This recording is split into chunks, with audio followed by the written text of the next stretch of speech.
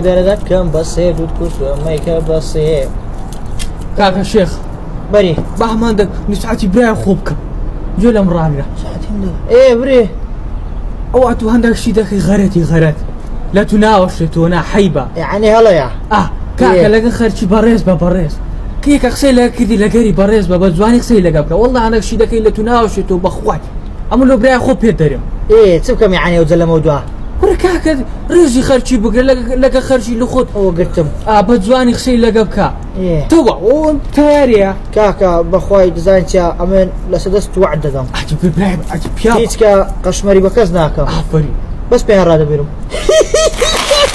السلام عليكم. وعليكم السلام ورحمة الله وبركاته. سلامي لك السلام. ورا قناعة كرة تلون ده بيريزي. لو كرة بفلا بابت. هاي دستي خوش بي باكر. كده برو. هاي دستي خوش بي. تعرف وش أنا ترك عيبة حي. والله بيم دخل ترنح. كرة ترك دكي باشا قلنا أبو خوي 1500 شقل يدم.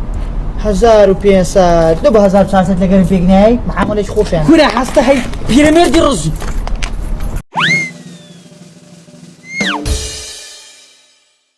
أهلا أخوي بزياد الحمد لله والشكر نيجاك يا عسري مام كردو خويا قالك شكر أو جيش نسيز دو تساردي خويا ببركة توابي كي خويا هرب خير يجيري خاله ما عندنا بي تدي بروجي مكاك زو سيرت دلم ما عندنا بي بابي من سما ديني ما بروجي ما لاش باقنا دكاك ما لما الركي قلت يا أنا حسوا بسارك ما هو حسوا أنا كنت ما هو أشتو كل شيء تمام ما دبي باقنا ذا ولا قال نايم خويا بينا قلت له برب العالمين نبغى خويا قوري بروجي لو ما ندري موضوع هو تسهراتات وما ردنا سويتن خويا والله وبالله والله القرآن زور شرمة يعني زور حيبة قلت له خويا بروج دبي لو من الله سعبدي خويا دكي أنت بردي يا قمت من الدين واي بروجي ما بروجي